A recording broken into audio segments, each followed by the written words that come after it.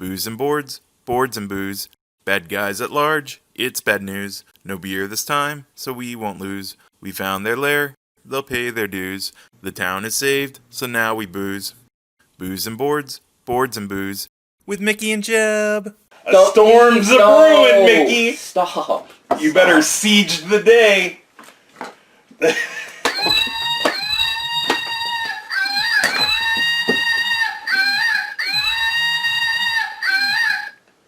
I saw that. How'd you like that siege? I saw How'd you like that siege? I saw it on the table and I was like, okay, it's a monkey with a cape. I didn't think it screeched. That's hilarious. Siege storm. Has nothing to do with screaming monkeys. Oh, I'm so done. I'm done. No, he's not. All right. That's what makes this. That's what makes this a great show. Screaming monkeys that are hitting Jeb. Anyways, today's game is Siege Storm. Siege Storm is a Kickstarter that Mickey backed. It's a game by Camille Siesla and Marcin Swearcott. Sorry. Published by... I think it's the Light. It has Light in the thing. I don't know if that's Realms Distribution. Yeah, I don't know what that is. The symbol for the company has the word Light in it, so that's all I can assume right now. But you can buy it on Awakening Realms website. Oh. The ones that did like Tainted Grail and Nemesis? The Edge and Nemesis. And real quick, it's 15 to 30 minutes, 1 to 2 players, and ages 12 and up. So those are the usual stats. What kind of game is this, Mickey? This is a player versus player card game, so not collectible, so it's self-contained. Yep. However, it does contain a cooperative mode where there are boss cards that you need to take down as a team, and there is also solo play, which I'm assuming you still use the boss, not like you run across the table and play 2 decks against yourself, right? Like Jeb probably does at home. I don't know. I don't know. You people seem to like to watch him play the Dungeons and Dragons games, so whatever. So, or perhaps we should play more of those. Anyhow, yeah. So Kickstarter that I backed, you know, basically because it sounded like a nice self-contained two-player type of deal, and the mechanics are a little bit unique in the fact that most deck, like one-on-one deck games, are like you just have a deck and then maybe some tokens. This one is different. Well, unique, I would say, which I found interesting. So definitely check out more of our videos to see what we're talking about. I definitely think the mechanics are a little bit different than other things I've seen. I mean, there's other cards that have like zones and stuff like that, but not in the same use as this, and not with the like the basic mechanics of the game, so to speak, like don't get broken a lot. It's like the manipulation of the cards, if that makes like sense. I don't feel like yeah. I don't know if that makes a whole lot of sense. I mean, they get broken, cards break the rules, but I feel like you're just, you know, you're just from what we've seen, planning around, like, here's what's going to happen, how do I, you know, make the best of these things that happen every single turn, so to speak. Maybe that doesn't make sense because it's not... So one of the things is like you have a turn, but there's apparently something in the game that will let you have an extra turn, and we have yet to see that, and that's kind of like breaking... You know what I'm looking for? It's the fact that we're not battling as, like, in every other card game. Like, where I put a bunch of cards out and I battle your bunch of cards. We're not doing that, really. Yeah, well, there's a part where you can decide to do a little bit of that, but yes, there's a lot more other things going on, so... Right, but I mean, for the most part... It's not like a field versus a field. Right, it's like just, I mean, like a tiny portion of, like... And it might not even happen, so there's not a lot of, like, hard battles, so to speak. Anyways, I know that doesn't make sense, so you're going to have to watch if you want to see what we're talking about, and yeah, This is going to be a really short intro because card game Kickstarter. Well, a It's lot been of out for a while. a lot of things are going to be really short because there's not much There's not much to it, not component. much to set up, and the gameplay's pretty quick. When it Very said quick. 15 to 30 minutes, that is very accurate. So. Accurate. Oh, and you know, I mean, you'll find out if you don't. I'm going to say it because I don't care that it's even in this. The other thing that's very unique about that is the win condition literally in this game is to mill the other person. I've never seen a other card game where it's like, that's it. The main... Oh, yeah. There's no other condition. Yeah, right. Yeah, it's literally once your deck is out and you can't draw, then you're done. So actually, I think the old Dragon Ball Z game was like that, where you were based off of your decks. Like, your deck was your life in that game. That's the only one that I can think of. Mm. But, I mean, I played that in high school, and that's how many years ago. So. Okay. I'm sure there probably But is some other... it's not common where it's the only win condition. Right. And I mean, there are certainly other games out there where your deck is your life. Yeah. And you don't want to die, but I feel like, I don't know, they made this, like Jeb mentioned, the 15 to 30 minutes once you know how to play is 100% accurate. Like, you can bring this, you don't even have to bring this whole box. You can bring two decks and a board. You don't even need the board, actually. Yeah, as long as you a piece of paper and draw, like, zones on it. You could take it to work, and you can play it at lunchtime. That's how quick this is. So, anyways. So, we'll be back in a minute with the components, and then we will go over setup, and then we will go over how to play. Yeah. And then we'll be to a review. And a 1 versus 1 match, and see how that goes for Mickey. So. Gee, I wonder. All right. We'll see you in whichever video you decide to watch. All right, we're back with components. And this game actually does not have too many components, especially if you're playing the versus mode. So we'll just talk about versus mode first. There are 2 main components. There's the card decks that you'll be using. So each faction has its own deck of cards. And it comes with a about their faction card or whatever you want to call it. It gives keywords specific to the faction and general keywords as well. So every faction has that. Nice cheat sheet. And there's 6 in the box that we have here. Yep. And then there are battle zone boards. So in a 1 versus 1, you only use one of these. Right. But it comes with multiple of them, and I think the front and the back is just just pictures. Right? But you get 4 of them. Well, at least in the Kickstarter version that I got, you get 4 because you can play cooperatively. This game does have a co-op mode. Right. So that is literally everything for playing versus mode. And we're going to just show you real quick some of the other components that come with the game for solo and co-op mode. So there is the life meter, which is, I assume, for the boss when you're playing those 2 modes. And then, I don't even know what that board is. This is the boss board. Oh, the boss board. Yep, there it is. And then there's boss cards. So I don't remember what all the... So I'm just going to bring this over and, like, so I'm going to assume this is boss There's stuff. boss cards, there's evil goblins, and spectral shamans, and all of that's used in solo and co-op mode. Yeah. So anyways, this side, this side is the standard versus decks that come with it. This is for all the different modes over here. So we're not going to go into heavy detail on all of this stuff, but they all serve a purpose for one of the other modes. And then, as you can see, Mickey has some tokens laying out. There's spirit tokens, gang tokens, a reserve token, and a menace token. And like we said, all of that's just used for solo and co-op. Right. So and you there's won't a little even tracker use that. thing for this menace level that Jeb was talking about. That just goes up there. And that's everything for game components. Yep. Which you're not even going to see any of these except for cards unless somebody requests us to do something else. All right, so now we're going into game setup, and if you thought components was quick, well, guess what? This is just as quick. So the first thing you're going to do is place the battle zone in the center of the battlefield. So you'll want to put that between you and your opponent. Next, you're going to prepare your resource deck.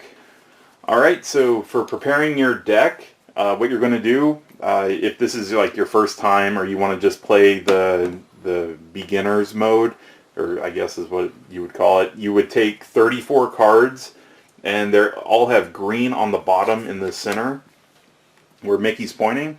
So there's 34 of those, and that will consist of your deck. If you're playing advanced or build your own kind of thing, you can mix and match all, like, don't even consider the bottom colors. You just 34 cards of your choice, and you can only have a maximum of 4 different cards, or Right. 4 of the same card in the deck. So you can. But what I was showing you is Yep. that they are the extras, so to speak, are marked with white, so it's Yep. very easy to go right back to the pre-constructed model. Yep. So each player is going to construct their 34 card deck, and then they will shuffle their decks and draw 2 cards each to make their starting hand. You do. This would probably be back a little bit, but anyways. Yeah. So you both draw 2 cards. All right, and then you decide who goes first with a coin toss or a die roll or a good old concession to the other player. That's right. So doesn't really matter. The big thing about whoever goes first is going to draw 1 card on their turn instead of 2. That's the only difference. Yep. And once you've decided who goes first, that's everything for setup. Yep. So That's literally it. I don't even think there's a mulligan in this game, is there? I did not see a mulligan. I think we looked that up earlier, and I don't think there was one. Okay, so let's get into how to play Siege Storm. So, we're just going to assume Mickey is going first. He won the coin toss, so he's going to start. So he has his hand of 2 cards. So the first thing on his turn is prepare, which in the beginning of the game there's nothing really to prepare, so we'll skip over that for now. And then the next thing he'll do is draw. So as we mentioned earlier, the first player only draws 1 card, and then from then on everybody draws 2 cards at the start of their turn. So after the draw phase, he will go to the advanced war track phase. So And okay, so either side of the track is your war track. So my war track is here. And mine will Jeb's be here. War track is coming this way. This is not the war track. right. Just so you know, literally to the sides are what the war track is. And the war track has 3 spaces. Yep. So they line up with these. Yep. So we'll get back to the advance the war track. Mm-hmm. The next step after that is to deploy. So to deploy a card. So each player has a deployment zone. So my deployment zone is here, and Jeb's is there. That's it. That's all. You got 1 space that is your deployment zone. After you deploy, if you had a card that granted an extra turn, you would get an extra turn, and then your turn comes to an end. Right. So you can't take, if you have multiple cards out, what they're saying is if you have multiple cards that grant you an extra turn, you can only ever have 1 extra turn. So basically they've eliminated the possibility of, you know, if there's more Some stuff, kind of making an infinite infinite loop where you just tear through your opponent. Yep. Gameplay's fast enough anyway, so you really don't need that. Before we start getting into any more details, those are the steps. Jeb, we just ran you through exactly how each turn is gonna work. So let's talk about the cards before we start playing them. Yep. All right. So I'm gonna place this here. I don't know if Jeb's gonna do a pop-up, but I'm going to place a scout out there, and we're gonna talk about the scout. Okay. So all the cards are the same. So I mean, in terms of, you know, the basics, and that's one of the nice things about the game. You want me to Very run, straightforward. You want me to go through each of the Yes, anatomy? absolutely. All right. At this point. So you'll point them out. Yes, The I first thing is the name of the card. Okay, so the name of the card is in the little bar at the top. Pretty self-explanatory there. So that's a scout. Yep. The cost. So the cost is over here in The upper left, and as you notice, at least in this one, it's a 0, but so far I've seen stuff do at least 7. Not sure if I've seen any 8s. So that's kind of give you an idea of what I've seen for ranges so far. The attack value? So the attack value is down in the bottom left, and it has the crossed swords. Defense value? And your defense value is the opposite corner, the bottom right, and it has a shield with a number inside. There's a crest and a symbol, which... I think what did it indicate? It shows if it's a soldier, veteran, elite, champion, and then also the starter or base deck. So, there are rules for the deck building and stuff, and quite honestly, they're a little bit hard to see, so I don't know if you'll be able to see this. But, so this is like a bronze color. You can ignore the symbol inside because that's, like Jeb said, we already went over that. That's either the starter or the other stuff. But, notice that this crest is a silver color. So there's like a bronze, a silver, and a gold. And then a shinier one that's like platinum or something. Yeah.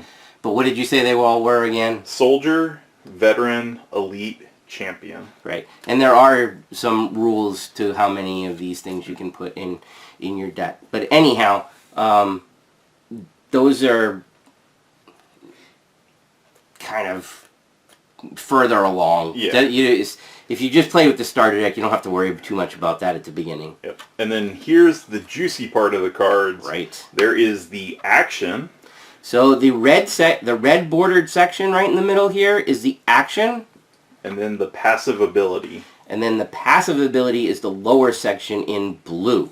And this is one of the parts that makes this game a little unique because when you play cards, you are going to choose one of those to do. So basically, if you choose to bring the card into play as a creature, you're going to get the passive action for as long as it remains on the board. Passive ability. You don't want to call it an action because the other thing's an action. And then if you want to just get like an instant effect, then you play it as an action card. Yep. All right, so that's everything for the card anatomy. So say, Mickey, it's your turn, and you draw your card, and before you actually advance the track or deploy, you have a window to actually play cards. Yeah. So if he wanted to, he could play any of the cards in his hand as an action if he could pay for it. Exactly. So what Jeb is, to clarify a little bit, when we read you those steps, you do those steps in order. However, you can pause between actually doing whatever step you're on and play stuff if it's going to benefit, the next action, so to speak. Not action, but the next phase, however you want to word that. All right, so how do you play cards in this game? All right, so you have to pay for cards. We know they have a cost. So how do you pay for cost? There's two ways to pay for the cost of the card. You either discard cards from your hand to pay for the card, so it's a 1-to-1 ratio. So if I have a card that costs 2, I have to discard 2 cards from my hand. Obviously, if the card costs nothing, I can just play it. So throughout the game, you'll be able to get what's called support cards. Support cards will sit in front of you face down. They count as a resource. Okay, so you start with none of those face down in front of you. You have to earn them in some manner. So it's not like some other games where you can optionally go, okay, I'm going to play this as a support card, and then I'll be able to play stuff. No, you have to do stuff in it. It's not that easy, exactly.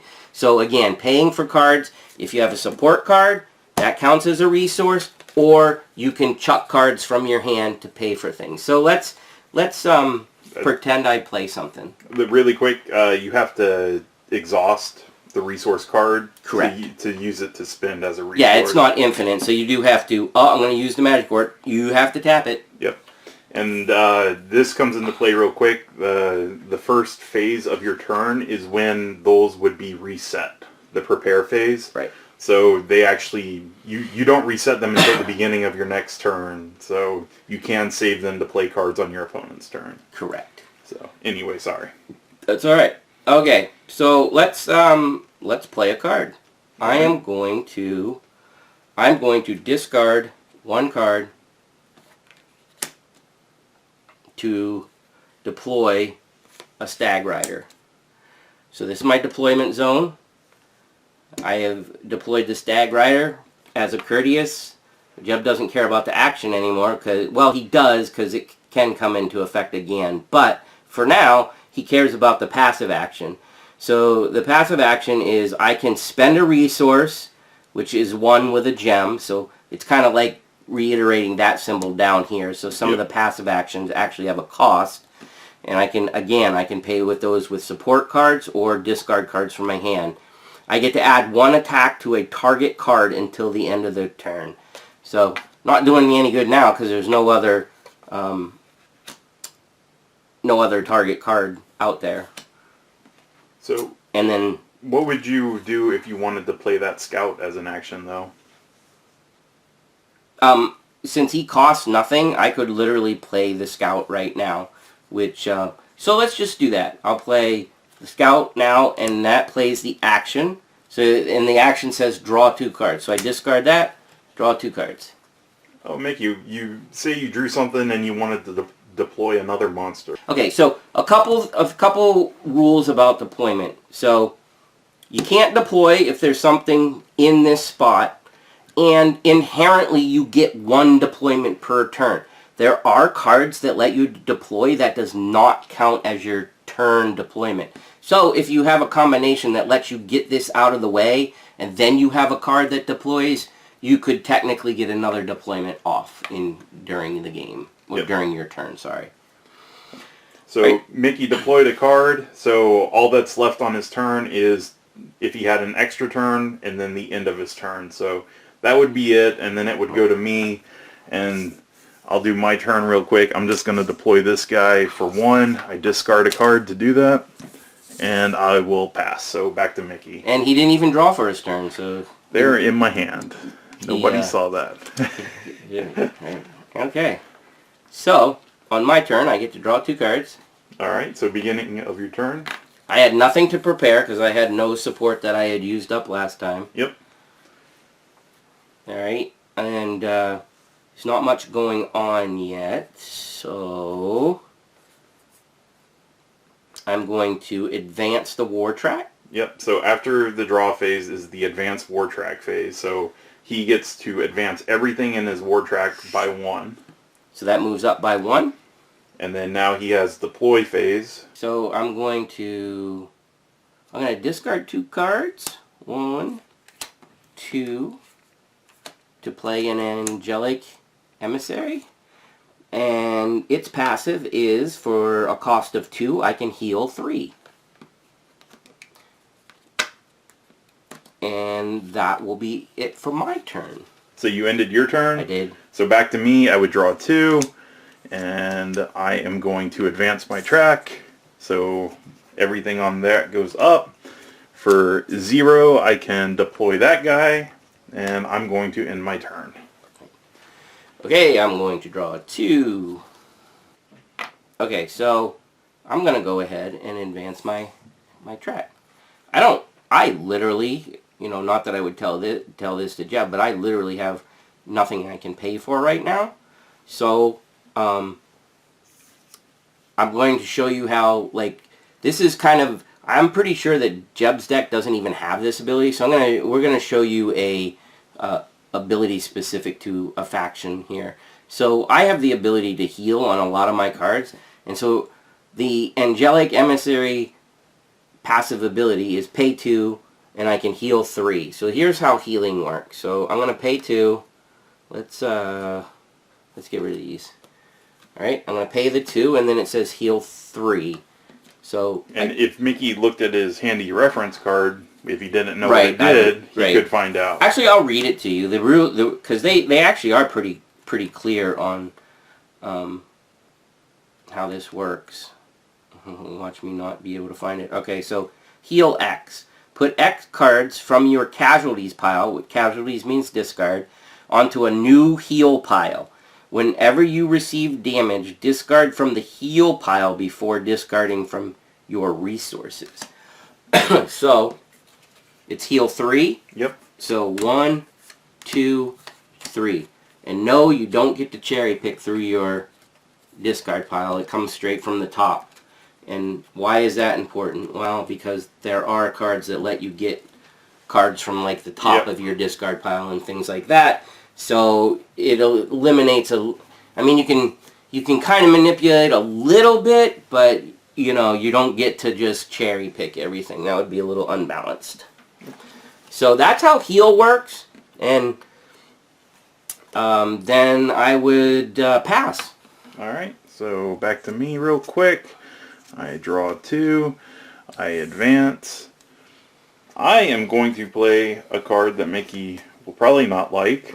As an action, it costs 1 to play it, so I'll discard 1. And it says, if there is no defender, deal 3 damage. Okay, so we haven't talked about damage yet. So damage in this game is literally milling through your deck. So Jeb is going to deal 3 damage. Although, there is if I had a reaction card to that, I do have an opportunity to play against his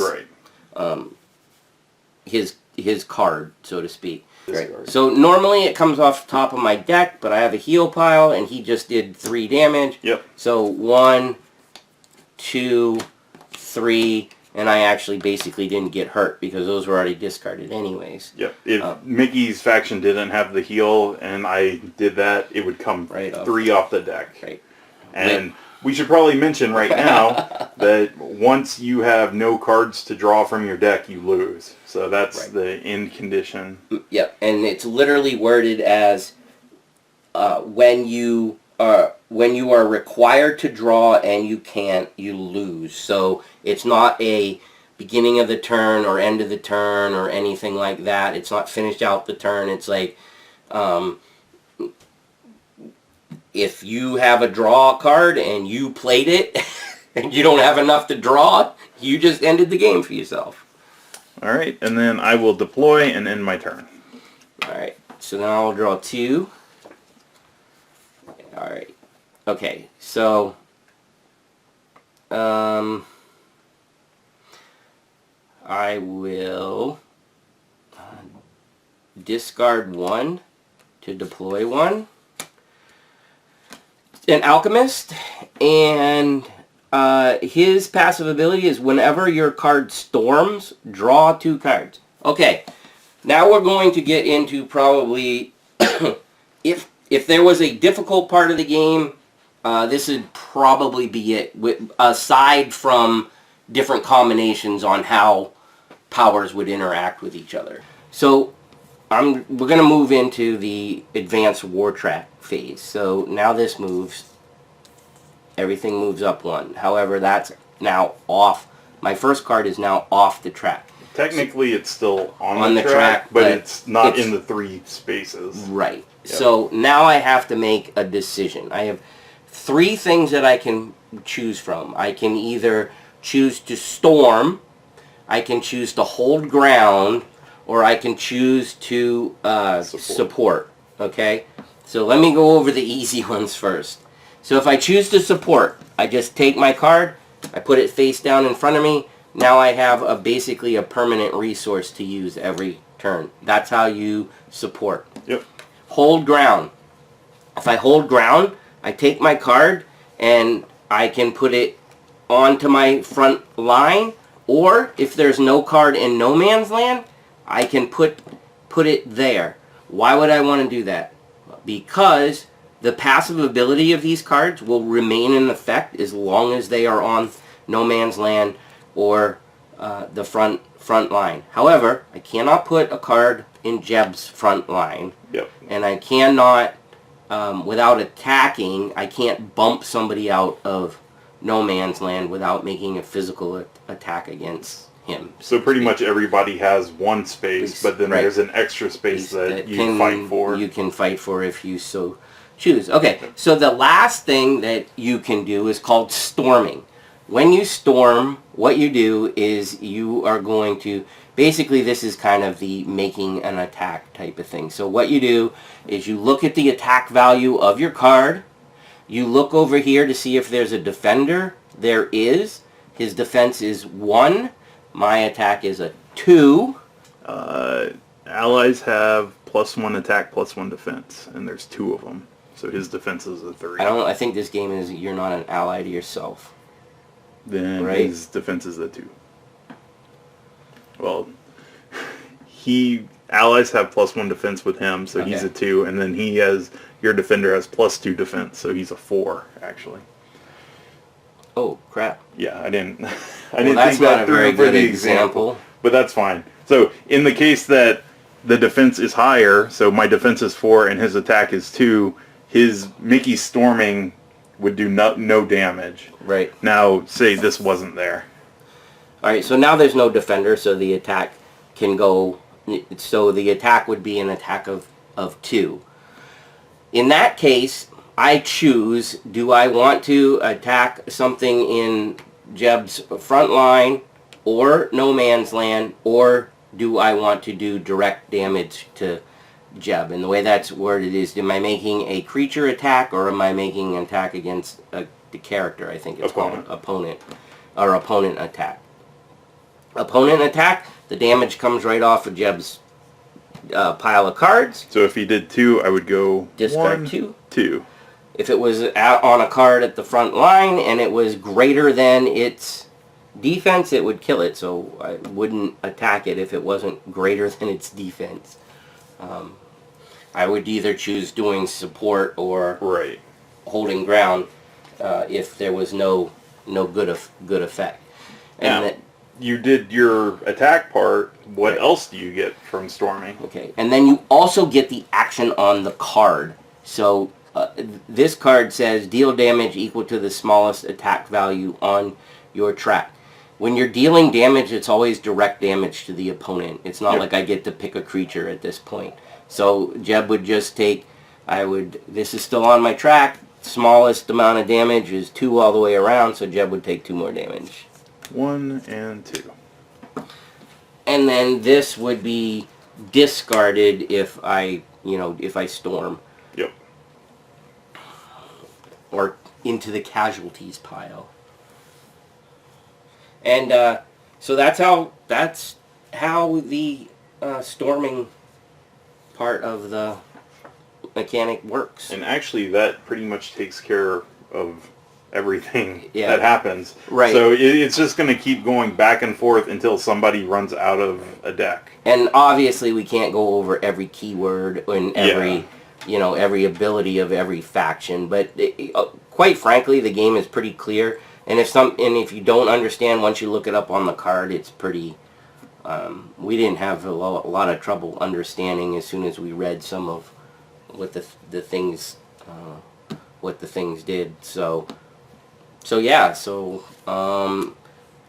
if none of that made sense, maybe watch us play a little bit, and Yeah, hopefully the game's pretty quick, so I mean you could even watch the whole episode and it won't be that long. So, all right, we will be back for a 1 versus 1.